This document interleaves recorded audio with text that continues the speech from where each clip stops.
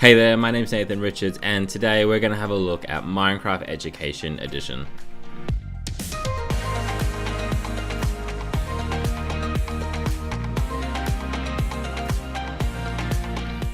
So we're going to start this off by actually landing here on the Minecraft Education Edition website. You just need to go to education.minecraft.net and that will take you here to the home page. Now, first things first that we're going to try and work out is how do we download this, especially if you don't already have it on your device. So up at the top here, we have this option to download. So if we click on that, what will happen is the download page is going to load for us. And depending on your device, I'm working on my Mac today, it will actually recognize what device it is that you're using.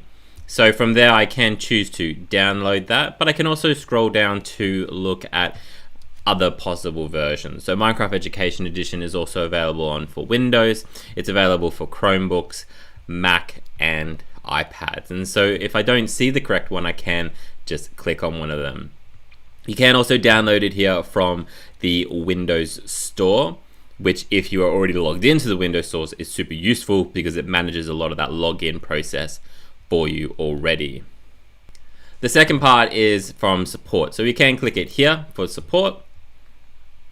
Or our other opportunity is just go to educommunity.minecraft.net and it will take you here to the community hub page.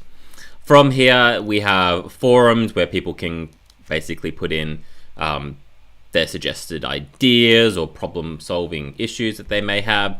It'll take us to our areas of how we can get set up, how we can learn to play, and view kind of what's new or what's emerging. So if we have a look at one of these, for examples, like the Learn to Play, I'm going to click on that, and it's going to open up these areas here. So around getting started, around how to teach, the game features, and the distance learning side of things.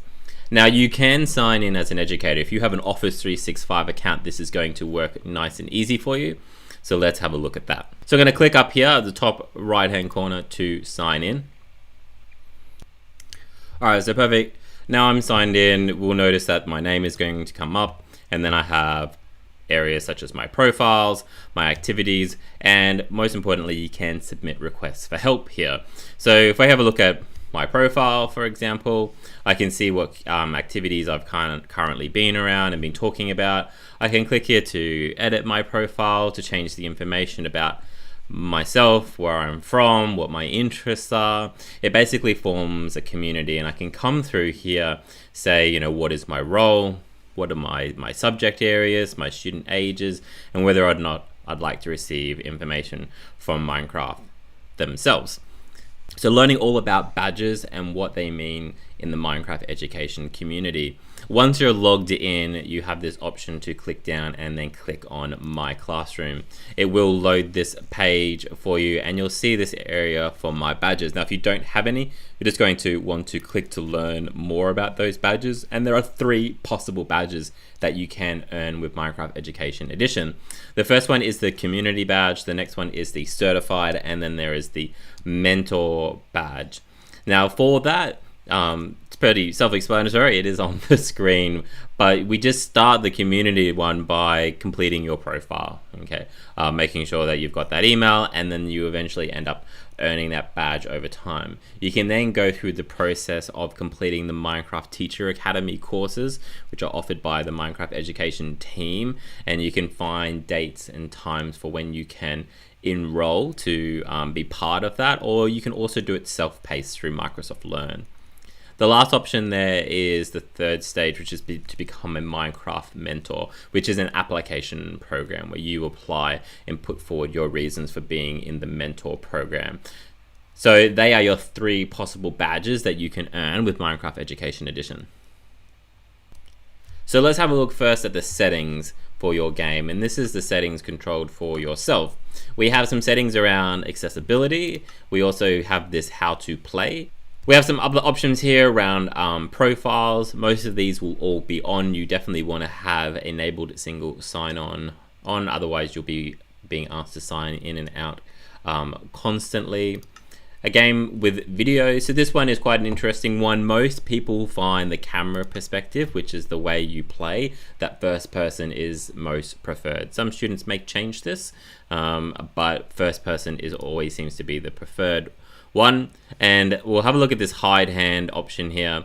At the moment, I have it on. So if it's flicked to the right, that means that it's on. If it's over to the left, it means that it's off. I just find this one with teachers, they're a little bit confused because they see this hand in the screen and they don't know what it is. And so quite often we just turn that off. And there is a few more options here, but again, most defaults are set for best game experience. The only one that you might want to change is the audio.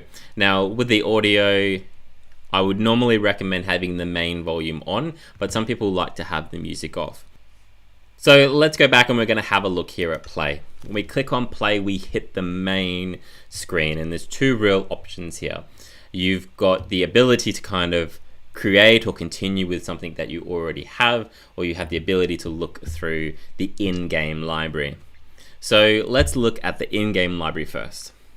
So if we click on in-game library, what will happen is these four main areas come up. So subject kits, monthly build challenges, starter worlds, and how to play. So if I want something specific to my subject and I want to try and get some ideas or just pull some pre-designed lessons, I can click on subject kits. I can then kind of search or look by the categories that Minecraft have set up. So I might want something based around mathematics. I can come in here, we're learning about fractions, so I'll click on fractions, and then there's two possible lessons here that I could do around fractions. Now, when we click on one of these, if I click on this Minecraft Marathon one, it will actually open up and give you more information. I'm going to click on lesson plan. So if we click lesson plan, it's going to take us back to that Minecraft education website. And each one of these lessons lives here on the Minecraft education website, and there's actually a lot more. So here is the exact same lesson, but displayed on the Minecraft education website. And let's say I was looking for more lessons about fractions. So I could technically just come up here to the search bar at the very top, and I can write fractions in and hit enter. I'm always a really big fan of search bars. I just find them so much easier than kind of clicking through multiple different layers of finding things.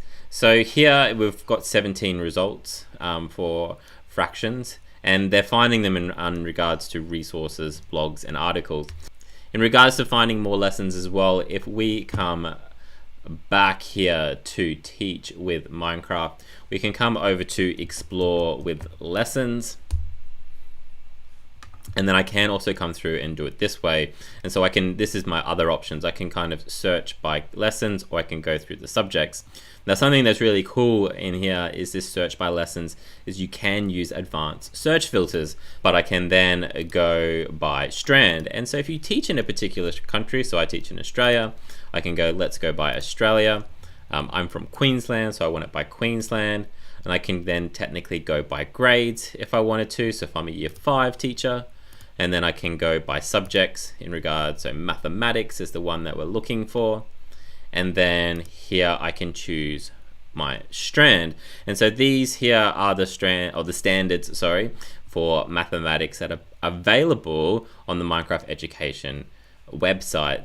So if I want to look at patterns in algebra, and I can see that here are some results that appear to be connected to those strands.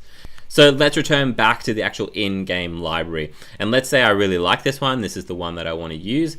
If I want to actually have a look at this world itself, what I can do is just click on create world. So let's have a look, and it's going to run through that process and start the import.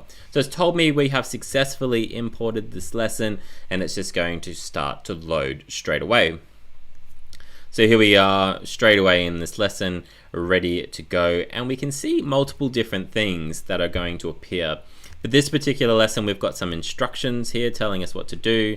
These here are called chalkboards. So there's 3 different types. So we're seeing 2 of them here at the moment. And this here, actually both of these are called NPCs, which stands for non-player character. So what I do is I come up to them and I right click on them, and that opens up a dialogue text here. So there's welcome to Minecraft Marathon. you will see your challenges on the board, use the teleporters to get from one challenge to another. So it provides us with that basic instructions. Now, if need be for students, especially if they're using headsets, absolutely brilliant. We have Immersive Reader built in here as well. So I can choose to click Immersive Reader. That's going to just go through the load process initially, and then it's going to open up that text, and then we can click to have that read aloud instead. So it's super diverse. There's lots of diversity inclusion there for students who may struggle to read that text as well. So we're going to pop out of Immersive Reader, jump over, and that's where we will come over to here. And as you can see, when my mouse cursor goes over the top of this NPC or this robot looking thing, it says teleporter. And so that's what our instructions informed us to do. So I've gone a little bit too far. Let's go back. And there we go, click on my teleporter. So select your destination. So there are obviously about, there's 5 different areas in here to learn. So I'm just going to start here with the garden. And what that's going to do is take me to that part of the lesson. And so when I look at this, it's going to take me through an activity. So again, you will normally find either one of these, like a chalkboard, or you'll find an NPC, which is going to provide you with instructions. So back out here, to create a brand new world, I would normally recommend that you would come here to go create new, and then we'll go new again. And this is the area where you're going to need to put in your information about how to create a world. So from here, you'll want to name it. So I'm just going to call this demo world. And then we've got a few options here. Now with these game modes, I'll put some links available in the description area around all these really key important things about knowing about different game modes and everything like that. That's really important. But the fundamentals here, survival is like playing the actual game. Creative is just kind of being creative. There's no kind of nothing to win necessarily. There's no winning or losing. You're just in there to build. So we're going to flick to creative. Peaceful will be fine. And then we're going to look through. Now there's 2 main worlds that you're really interested in here, to be honest, is flat or infinite. So if we look at the picture here, this would be a better idea of an infinite world. So different terrains, different biomes, all of this interesting stuff. Or flat is just going to give us flat grass. So we're going to have a look at that one today. You might have noticed there's this little classroom icon here, which is a really great way to get to those really important classroom settings. So you can see always days on, just appears twice in the same area. I might also want perfect weather. So there are weather cycles in Minecraft Education Edition, but I might want the weather just to be perfect in that phase. And this is probably another really important one with hosting, is whether you want to allow mobs or not. So mobs can be a little bit of a challenge, especially if you're brand new and you're hosting and working with students in the same world, or you might just not want random animals appearing. So what we do is we just turn that off, and you can always come back later and turn it on. Again, destructive items as well, so those TNT items, flowing lava, all of that stuff. If it's going to be too much of an issue initially, especially starting out brand new, I'd normally recommend you turn it off. But for an example, if you have students building like dioramas of volcanoes, you'll probably want it on, because they'll be able to use like magma, but they won't be able to use lava. Or you might turn it on towards the end or something along. So they are our main ones. And then we've got these 2 options here. Now you've got this option to kind of just go in and play. This is if you weren't going to let students into the world with you. And you've got this option here to host. Now they're both a bit different. Now hosting just means is that you can have up to 40 students, or 39, because you would be the 40th, that could join your world with you, and you would all be in the same world at the same time. We're going to have a look at that soon, but we're just going to click play initially, and that's going to load up our world. So we're loading up our very first world here that we've created ourselves. And remember we said it was just flat, and so that's all we see. It's just flat grass. Now if I click H on my keyboard, it shows me the controls. So if I click W, I'm going forward, S, I'm going back, A takes me to the left, D takes me to the right. Now I really recommend that unless you're kind of on an iPad, try and do this with a mouse. because the benefit of having it with the mouse is all you really need to do is just W, because when I press W, I'm turning with my mouse now. So if I want to go back to where I came from, I would just turn like this and go back to exactly where I came. If I wanted to go to the left, I just move my mouse over to the left, to the right, mouse over to the right. You got the ability to jump as well, which will be important when there are things in the way. And you've also got the ability to fly, which is where we hit the space bar twice, and then you'll find yourself up off the ground. So you hit it quite quickly, 2 times in a row. And then you'll notice that I'm not actually on the ground anymore. I'm flying above that. I'm still hitting W, but I'm flying above. And I can go up higher just by holding the space bar down, and I can go down by pressing Shift. So up is the space bar held down, and to go down, I hit the Shift key. Now, because we are in creative mode, we will just basically want to build. So for that, what we do is we click E for our inventory, and this is the full extensive range of inventory that is available. You can also download a cool PDF book that has this whole thing in print. So really cool for planning, for unplugged activities where you're going to use Minecraft, but we want to plan out what we're going to use to build. And so I might come in here and say I'm going to build with this moss stone, this infested mossy stone brick. So what I do is I've picked it up. So let's grab something different again here. So I might just grab this one. I'm going to pick it up. So click and hold. I'm going to bring it down, and this here is called the hotbar. I'm going to place it in the hotbar and click to release. Now, because we're in creative mode, we don't really need to worry about that 64 that came up. But what I do is, and you'll see down on the bottom right hand side clicker is to place, left hand side clicker is to mine. So if I mine first, let's say this you can see this square around this piece of grass, that will mine it. Okay, but if I want to place something there now, we'll right click instead, and I can just keep doing that, and that will keep placing those blocks. And it's kind of one of those initial things that feels a bit weird, but it gets easier as time goes on. If I go, I didn't need that second layer there, I just come up to it and I mine it. So I left click it to mine it. And so I can keep moving along and putting down my row. Now you can see right down the bottom in my hotbar there are 2 items. If I want the second one, I can even kind of scroll with my mouse, or they all represent a position. So this very first one that's kind of highlighted is position 1. If I want the second item, that's position 2. So I just press 2 on my keyboard and it moves it over. And so if I want to put a row here, I can do so. So I'm going to keep going along. I'm not building anything very exciting here, but you can see that second row has come along. Now, if I wanted to put a third row, to jump up is not going to be possible. You can only jump over 1 brick at a time. And so this is where that flying element becomes quite important. So if I double click the space bar, remember, that allows me to fly up, and then now I can come along and build. And if you are building in lines, what I normally recommend is you build back in the other direction. So if I come up here, I build back this way. And so then I'm just kind of pressing S to go backwards on my keyboard, and then I'm moving back, and you'll find that it's a little bit gross. So I'm in this world alone by myself at the moment. If I wanted to host that is by all means possible.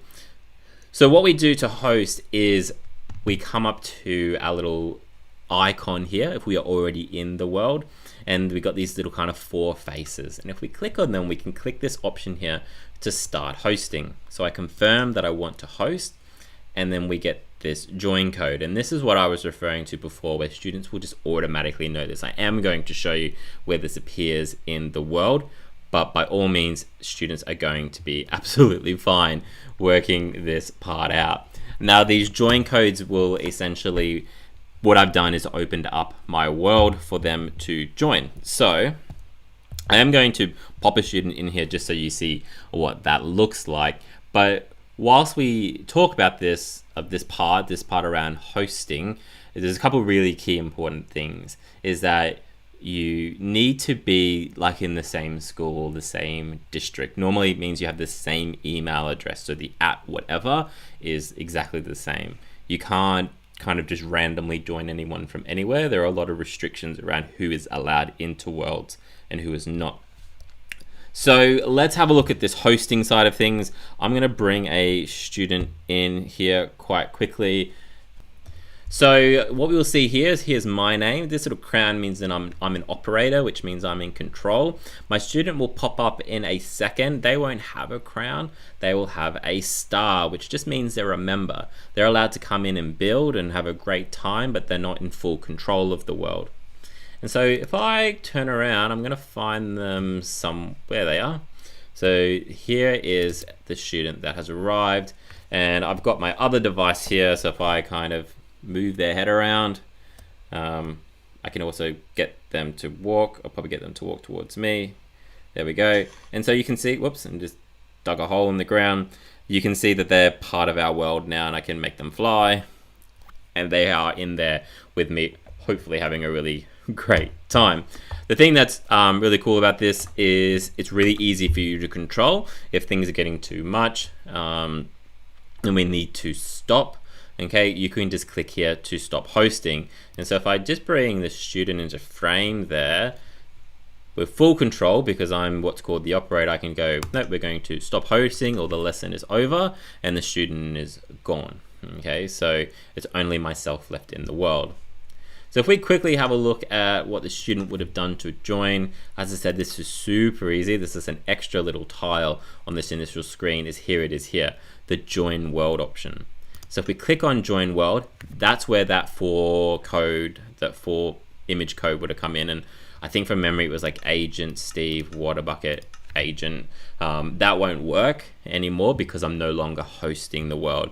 So if I stop hosting the world and the students keep putting that join code in, they're not going to get in because the world has to be hosted. And if I've stopped it, that join code stops working as well. Now, if I decide that we want to come back to that lesson at any point in time, I can click here to where it says view my worlds. That will load up kind of everything that I've been working on. Something really important to know about Minecraft is that everything is saved to the device locally. There's no cloud-based storage available yet for Minecraft Education Edition. But we can see here when I click on this, there's a couple of really key important options. Here to go manage, and then I can take I can put another copy or another version in the game, or I can go export. We just come back to our next lesson and I want to host that again. We can either go through that play mode, or I can click host straight away. And that's just going to put me straight back into that world. And it'll put you where you finished. So, which is really cool. It remembers where you were. So I remember that student dug out that piece of dirt. There's my wall over there, very exciting. But if I go escape now, you will see that that hosting part has already started. It's already generated that join code, but you will have to click escape to see it first. So they are our fundamentals around getting started with Minecraft Education Edition. There are so many resources. I'll put all the important links in the description. But by all means, jump in, have a go. Don't be worried about not knowing everything about Minecraft. You will have students in the class who will be more than willing and happy to help you with this software. Don't forget, we've got heaps of videos about everything to do with Minecraft. We're always putting new content up as things changes and for items that are relevant to the education world. Thank you so much for your time, guys. We'll see you again soon. Cheers.